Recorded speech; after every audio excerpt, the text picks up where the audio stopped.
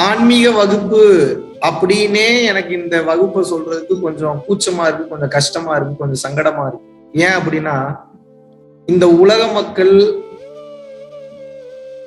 இப்படித்தான் வாழணும் அப்படின்னு கட்டமைக்கப்பட்ட ஒரு அற்புதமான ஒரு மெய்ஞான அறிவை இழந்து என்றைக்கு ஒரு மனிதன் விஞ்ஞான அறிவுக்கு மாறினானோ, ஆத்மாவின் வழிகாட்டுதலில் இருந்து உணர்வு நிலையிலிருந்து என்று தவறி தப்பி அவன் இந்த உலகத்தின் பிடியில் சிக்கினானோ அன்னைக்கே அவனுக்கு ஆரம்பிச்சிருச்சு அவனோட வாழ்க்கை மெய்ஞானத்தை விட்டு வெகு தூரம் கடந்து வந்துட்டான். அப்ப இதை எப்படி நீங்க ஆன்மீகம்னு சொல்ல முடியும்? இப்போ நான் சாப்பிடுற சாப்பாடு செரிமானமாயி உள்ள போய் ஆற்றலா மாறி என் உயிர் இருக்கணும் அப்படின்றது ஒரு ப்ராசஸ் தானே. அது நம்ம சாப்பிடுற சாப்பாடு எனர்ஜியா கன்வெர்ட் ஆகுறதுன்றது ஒரு ப்ராசஸ் தானே. இது எந்த வகையில ஆன்மீகமாகும் சொல்லுங்க பார்ப்போம். இது எந்த வகையில ஆன்மீகமாகும்? இப்போ மனிதர்கள் எப்படி நீங்க எங்களை கேள்வி கேட்கறீங்க அப்படின்னா, எது ஆன்மீகம் அப்படின்னு கேக்குறீங்க. அது எப்படிப்பட்ட ஒரு கேள்வி அப்படின்னா, பூமியிலே நின்றுட்டு பூமிக்கு தெரியாம நாம ஒளிஞ்சுக்க போறேன் அப்படின்ற மாதிரி இருக்குது. எங்க போய் ஒளிவீங்க? எல்லாமே ஆன்மீகம் தான் பாங்க. தொட்டதெல்லாம் ஆன்மீகம் தான், பாக்குறதெல்லாம் ஆன்மீகம் தான். தொட்டதும் ஆன்மீகம் தான், தொடாததும் ஆன்மீகம் தான். எத்தனை பேருக்கு புரிஞ்சு? தொட்டதெல்லாம் ஆன்மீகம் தான், தொடாததும் ஆன்மீகம் தான், தொட போவது ஆன்மீகம் தான், தொட்டு கொண்டிருப்பதும் ஆன்மீகம் தான், தொடவே முடியாததும் ஆன்மீகம் தான். அப்ப என்ன? எல்லாமுமே அதுதான் இருக்கு, எல்லாமுமே அதுவாக இருக்கிறது. எத்தனை பேருக்கு புரியுது? இதுல எப்படி நீங்க பிரிச்சு பாக்குறீங்க? நான் நல்லவன், நான் கெட்டவன், நான் அம்மா, நீ மகன், நான் மகள், உனக்கு அது சரி வரும், உனக்கு இது சரி வராது, நீ டிகிரி தான் படிக்கணும், வேற எதுவும் படிச்சா உருப்பட மாட்டேன், நடுத்தரவுக்கு தான் போய் நிப்ப. நான் சில பல உண்மைகளை பேசும்போது சில பேருக்கு குத்துற மாதிரி இருக்கும், வலிக்கிற மாதிரி இருக்கும், தவறா எடுத்துக்காதீங்க, வேற வழி இல்லை. நான் உண்மையை பேசணும்னா உங்களுக்கு புரியாது. எல்லாருமே பாலிஷா பேசிக்கிட்டு இருந்தாங்கன்னா, எல்லாருமே வர்றவங்க போறாங்க, எல்லாருமே பாலிஷா பேசிட்டு இருந்தாங்கன்னா யார அப்புறம் நம்ம எப்படி நம்ம அதை ரொம்ப ஓப்பனா நம்ம டீப்பா எப்படி பாக்குறது? யோசிச்சு பாருங்க. எவ்வளவு நாள் தான் அதை மூடி மூடி வைக்கிறது? வெந்து வீணா போச்சு. அதை பத்தி பேசணும், பேசினா தான் புரியும், பேசலன்னா எப்படி புரியும்? எப்படி புரியும்? வெளிப்படைத்தன்மை தானங்க ஆன்மீகம். எந்த சூழ்நிலையிலும் வெளிப்படையாக இருப்பது. உள்ளொன்று வைத்து புறமொன்று பேசுவார் உறவு களவாமை வேண்டும் வள்ளலார் சொல்றாரு. எப்படி எப்படி? உள்ளொன்று வைத்து புறமொன்று பேசுவார். அது என்ன? மனசுக்குள்ள ஒண்ண வச்சுக்கிட்டு வெளியில வரும். இது உண்மையாவே கெட்டவனுக்கு இப்படி பேசினா பரவாயில்ல. நான் என்ன கேக்குறேன், என்னையெல்லாம் ஏன்டா பேசுறீங்க அப்படின்ற மாதிரி இருக்கும்ல நமக்கு சில நேரத்துல. நான் பேசாம செவனின்னு ரோட்ல தான்டா போய்கிட்டு இருந்தேன், என்னடா இப்படி எங்களை இழுத்து ஏன்டா இந்த அளவுக்கு பிரச்சனை பண்றீங்கன்ற அளவுக்கு இருக்குதா இல்லையா? இந்த உலகம் நம்மள அப்படி இழுத்துட்டு போகுதா இல்லையா? யோசிச்சு பாருங்க, இழுத்துட்டு போகிறாங்களா இல்லையா?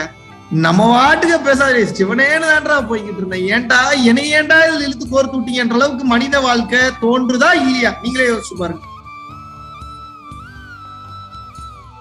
இது எல்லாத்துக்கும் என்ன தெரியுமா காரணம்? நல்லா புரிஞ்சுக்கங்க, இன்னைக்கு தயவு செஞ்சு புரிஞ்சுக்கங்க. உங்க கண்ணாடியை கழட்டி வச்சுட்டு பாருங்க, காதுல இருக்க பஞ்ச ஓபன் பண்ணி வச்சுட்டு கேளுங்க.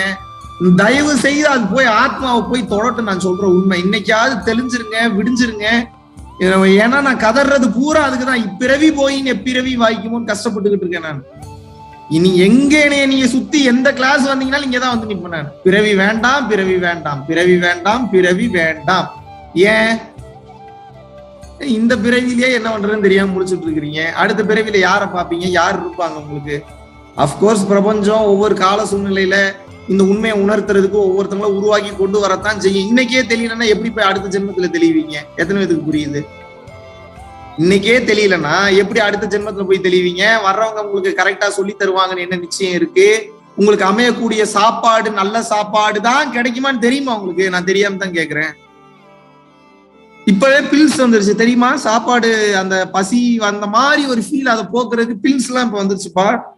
சாப்பிட்டீங்கன்னா ஒரு ஒரு 2 நாள் 3 நாளைக்கு பசிக்கவே பசிக்காது. தெரியுமா உங்களுக்கு அந்த விஷயம்? கேள்விப்பட்டிருக்கீங்களா? ராக்கெட்டுக்கெல்லாம் போகும்போது அந்த மாத்திரையை தான் எடுத்துட்டு போவாங்க. அதிகமா சாப்பிட்டா அங்க எங்க போய் மலம் கழிப்பாங்க. சயின்டிபிக்கா தான் பேசுறேன், சும்மா இல்லாதெல்லாம் பேசல. இப்பவே வந்துருச்சு, எல்லாமே இப்பவே வந்தாச்சு. சிங்கப்பூர்ல இருக்கக்கூடிய முக்காவாசி ஆண்மகளுக்கு குழந்தை பிறக்கிறது இல்ல. குழந்தைகளை உற்பத்தி பண்ணக்கூடிய தன்மை இழந்து விட்டார்கள். சத்தியமான உண்மை. எப்படி? காலையில 3 மணிக்கு எந்திரிக்கிறான், எந்திரிச்ச உடனே 1.5 மணி நேரம் 2 மணி நேரத்தை வந்து பாத்தீங்க அப்படின்னா நைட் ஷிப்ட முடிக்கிறான். முடிச்சு அங்க இருந்து அப்படியே கிளம்புனானா மெட்ரோ ட்ரெயின்லயே எம்ஆர்டின்னு சொல்லுவாங்க அந்த ஏரியால, அப்படியே தூக்கம், அப்படியே ஒரு குள்ளாவை போட்டு அப்படியே ஒரு தூக்கம், அப்படியே வீட்டுக்கு போறது, ஒரு 2 hours உலாத்த வேண்டியது, அங்கேயும் சரியா தூக்கம் இல்ல, கண்டதை எடுத்து தின்ன வேண்டியது. திங்கிறது என்ன?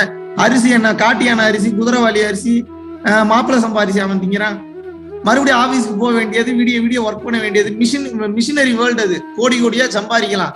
அப்படியே வேலை செய்ய என்ன ஆகும்? இருக்கிற உயிராற்றல் பூரா போயிடும், குழந்தை பெற்றுக்க முடியாது. சத்தியமான உண்மை. சிங்கப்பூர்ல அங்க இருக்கிற பல பேரை கேட்டு பாருங்க. அங்க இருக்கக்கூடிய ஒர்க் ப்ரெஷர்ல கோடி கோடியா சம்பாதிக்கிறேன், லட்ச லட்சமா சம்பளம் கொடுக்குறேன்னு ஏமாந்து போய் மாட்டிக்கிறீங்க வெளிநாட்டுல. இன்னைக்கு இருக்கக்கூடிய நிதர்சனமான உண்மையை பேசிக்கிட்டு இருக்கேன். மனிதன் என்றைக்கு ஒரு தகுதி இல்லாத ஒருவனிடம் ஒரு வேலையை கொடுக்கிறோமோ, இல்ல தகுதிக்கு மீறின ஒரு வேலையை செய்யறோமோ, அன்னைக்கு அது பிரச்சனையாவே வந்து முடிஞ்சிடும். எத்தனை பேருக்கு புரியுது? இது திருவள்ளுவர் என்ன சொல்றாரு?